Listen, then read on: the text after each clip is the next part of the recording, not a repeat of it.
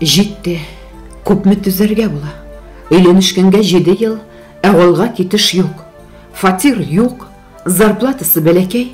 Магазинға барсаң хақы түшкенірек товарларны ізлеп, көз шыға.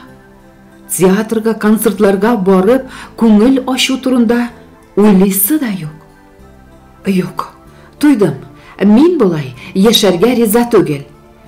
Хәзір азмас киімнәремні сумкаға салам, билет алам да, әниләргә, Уфаға қайтып кетем. Әни мені аңлар, қуып шығармас. Дип сөйләнә-сөйләнә, Алия әйберләрен жыя башлады. Кештен капыл гына планнар шулай үзгәреп китәр диеп, һич уйламаган иде.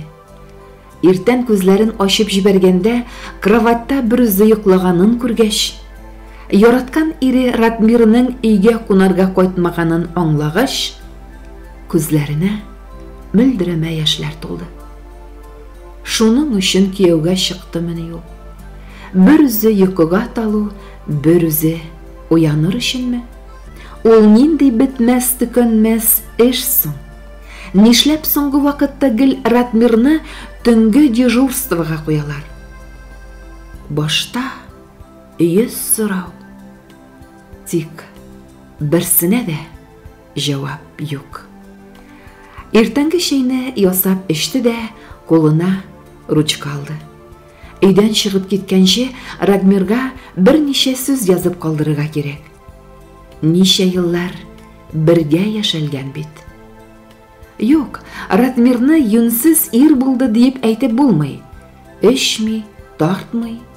Аллага шөкер, чит хатыннар белән буталанганы да сизелми.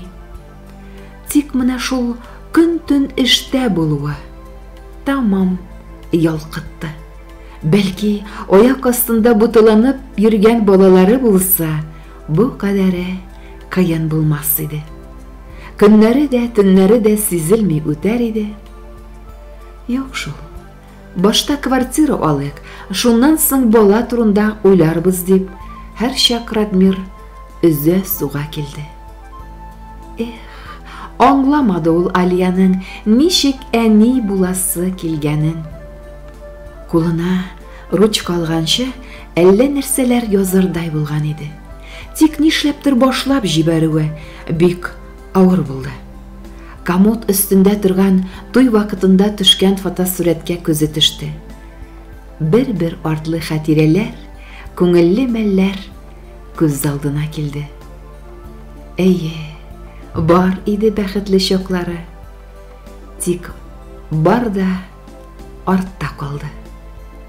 Бүгеннән башлап артта. Булды, балавыз сыгып утыра торган чак түгел. Тиз генә язарга да, юлга чыгарга кирәк. Радмир кайтып керсә, кире уйлавы мөмкин. Тиз сөйләмән генә. Хуш, Радмир, мин башкача булай яши алмыйм. Онытырга тырыш мине, дигән бер кәлимә сүз язды да, сумкасын алып, таксига чыгып утырды. Бу карарга килүе дә, бар нәрсәне калдырып өйдән чыгып, бөтенләйгә әнисе янына кайтып китү дә бик җиңелдән булмады Алияга. Күзләренә яшьләр тулды. Таксис алдында укырып елап җибәрмәс өчен авызын кулы белән каплады. Тик ургылып чыгып килүче хисләрне туктатырлык түгел иде.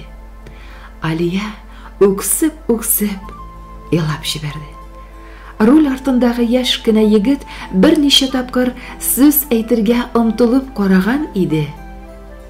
Файдасыз икәнен күргәч, юлын тын гына дәвам итте. Тимер юл вокзалы Алиялар торган урыннан шактый гына ерак. Ярты сәгатьлек вакытны алды.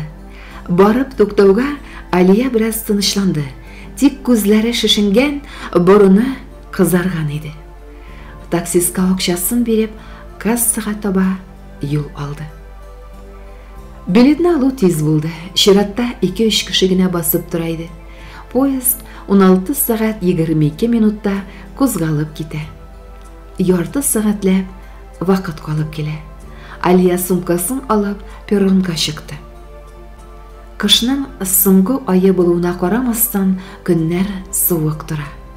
Ул баш киемен батырбрак куйды, кулына әнисе бәйләгән йон биялиләрен киеп, аның кебек поездны көтүчеләргә күз салды. Олар арасында берничә гаилә бар иде. Берәүләре берәр балалы, икенчеләре 2-3 балалы. Карап торсаң, шундый бәхетлеләр. Балалар вакытны бушка үткәрмичә, куышып, үзләренә бер уен тапкан булып, йөгерешәләр, чыршу килеп, көлешәләр. Аларга карап Алияның бераз күңеле күтәрелеп киткән кебек булды. Булары юлга кайтучылардыр инде, диеп уйлап куйды Алия. Арада яшь егетләр дә бар иде. Карап торганда аларның сумкалары да юк кебек. Булар куя бара икән, диеп уйларга да өлгермәде, бөтен дөньяга аваз салып, поезд килгәне ишетелде. Күп тә үтмәй пассажирлар вагонга кереп, үз урыннарына урнаштылар. Ул да сумкасын өскә ыргытты да тәрәзәгә күз салды. Тышта матур итеп ябалаклап кар ява. Вагонда җылы. Тик Алияның күңелендә ниндидер бер шом туды. Моны аңлап була, чөнки бу шәһәр белән мәңгелеккә саулашып, туган ягына кайтырга юл тотты бит ул. Поезд җайлап кына кузгалып китте. Хуш, мөхәббәтем, хуш, Радмирым, хуш, Ростов. Әйтүе генә рәхәт, хуш диеп. Алияның күзләреннән тәгәрәп яшьләре чыкты. Тамактан ниндидер бер төер хасил булды. Ул тын алышын авырайтты, нишләптер аңы томаланып, башы әйләнеп китте. Тотына-тотына Алия тамбурга чыкты. Монда аның хәле рәтләнеп киткәндәй булды. Беренчедән, басып бару күпкә җайлырак икән, икенчедән, тамбурда җил улап торганга тын алулары рәтләнде. Тамбурның тәрәзәсеннән шәһәрнең завод торбалары, йортлар, Радмиры хезмәт иткән хәрби часть күренеп калды. Тукта, гел үткәннәр белән яшәргә ярамый. Киләчәк турында уйларга кирәк. Бер тәүлектә 15 сәгать дигәндә, Алла боерса, Алия Уфада булачак. Әнисенә алдан хәбәр итеп тормады. Телефоннан шылтыратса, 100 сорау яудырачак. Нишләп бер үзең? Кайда кияү? Кайчанга тиклем Уфада буласың? Нәрсә пешерим?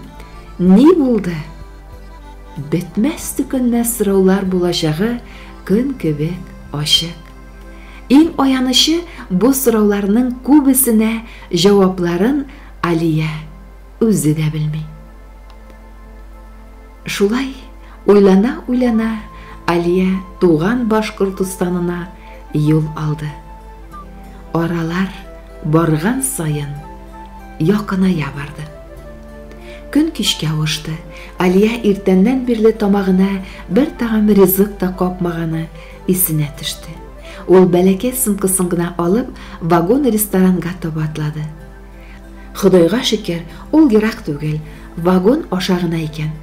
Кеше әллә ни күп тә түгел, шундук официант кыз килеп басты. Бер-берсе белән исенлешкәч, кыз менюны Алияның кулына тоттырды. Берсеннән-берсе тәмле ризыклар сурәтләренә карап утыра торгач, кыз тыбый ашыйсы килүен аңлады. Үләннәрдән ясалган чәй китерүен сорады. Официант кыз киткәч, Алия тирә-якка күз салды. Вагон-ресторан бик зауык белән бизәлгән.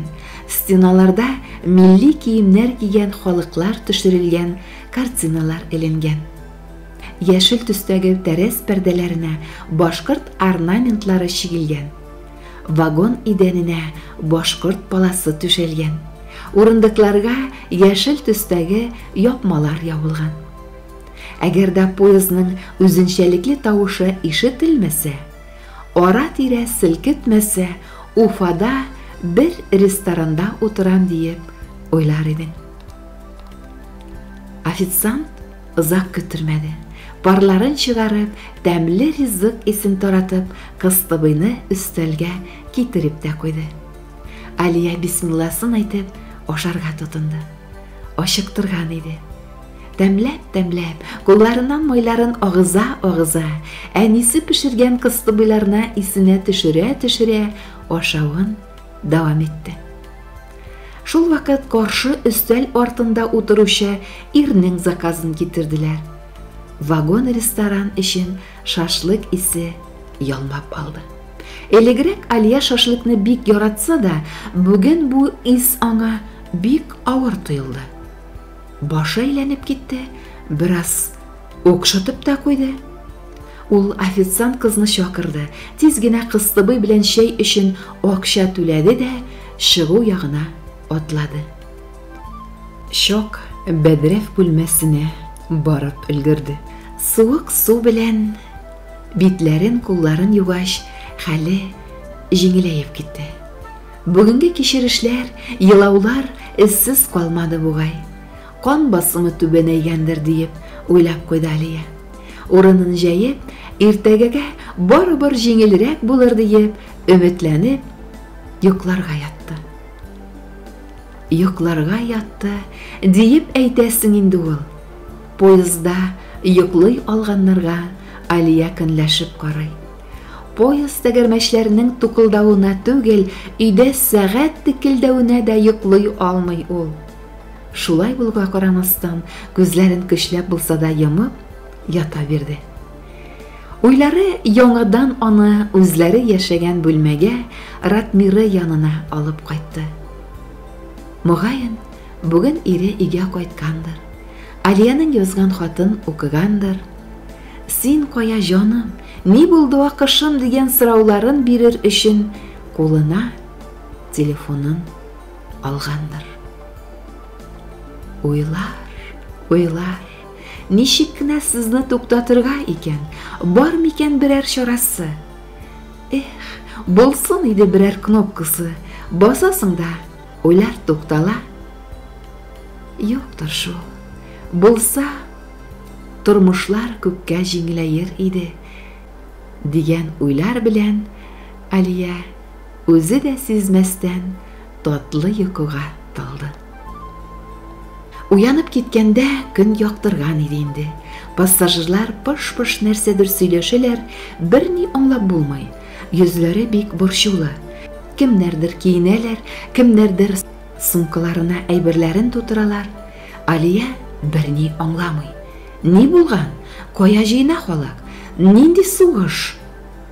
Аптырагач, Алия бу сорауны күршесенә бирергә булды. Ул: Үзем дә берни аңламыйм. Ниндидер спецоперация башланган. Безнең гаскәрләр Украинага кергәннәр, диде. Алияны ток суккандай булды. Аяк астында җир убылдымыни. Калтыранган тавышы белән Худайга ялварырга тотынды. Эй Ходаем, эй Аллам, эй Раббым, бу хәбәр дөрес булмасын иде. Үтенеп сорыйм синнән. Барлыгыңа, берлегеңә ышанам. Синең кулыңнан килмәгән һич нәрсә юк. Бер үк кенә ялгыш хәбәр булсын бу.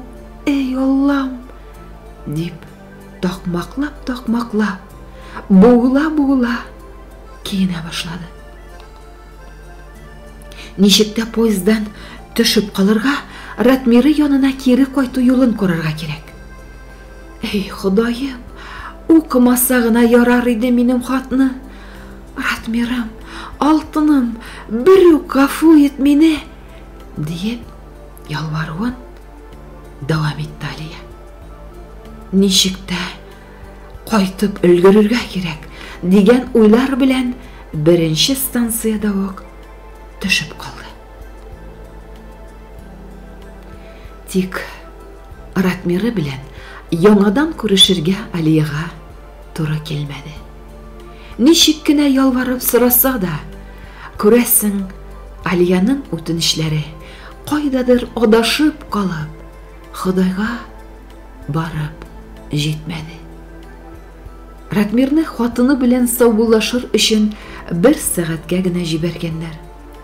Өстәлдәге хатны укып, озак кайгырып утырырга, телефоннан шалтыратып, Алияны эзләргә вакыты да булмый аның. Тиз генә вак-төяк әйберләрен ала да яңадан чәскә йөгерә. Сымларга ярамый. Бу турыда күп көннәр үткәч Алияга күршесе сөйләде. Шулай көн артыннан көннәр узды. Иртән турса да, кич ятса да, Алия Ходайдан соравын дәвам итте. Эй Ходаем, эй Аллам, эй Раббым, тизрәк бу афәтләр үтеп китсен. Газиз аналар үзләренең кошчыкларын исән сау каршы алсыннар. Күз яшьләре бердә юкка түгелмәсен. Эй Ходаем, тол калдырма хатыннарны, берүк ятим итмә газиз балаларны. Я Раббым, күкләребез аяз булсын, тыныч булсын төннәребез. Ил башлыкларына михрбанлык бир. Аллам, тынычлык бир халкыма. Тик Ходай ишетмәде Алияның ялварып сорауларын. Тап бер айдан Ратмирның геройларча халак булды дигән хәбәре килде. Кап-кара чәчләренең минут эчендә агарганын Алия госпитальдә исенә килгәч кенә күрде. Нишләп мин монда? Чәчләремә ни булган? Сез кем? Дигән сораулар яудыра башлады. Хәрби врач җайлап кына Ратмир геройларча халак булган дигән хәбәрне әйткәч, Алияның акырып елаганына бөтен госпиталь ни булганын аңламыйча шаккатты. Кайберләре кушылып та ялады. Алия үзен гаепле санады. Ратмирым, исән булмагач, минем дә яшәргә хакым юк. Хакым юк. Җибәрегез мине, тотмагыз мине. Барыбер яшәмәячәкмен, диеп елавын дәвам итте. Алия, сезгә еларга ярамый. Тынычланырга тырышыгыз. Бу сүзләрне Ратмир ишетсә, ул сезне гафу итмәс иде. Уларга сезнең хакыгыз юк.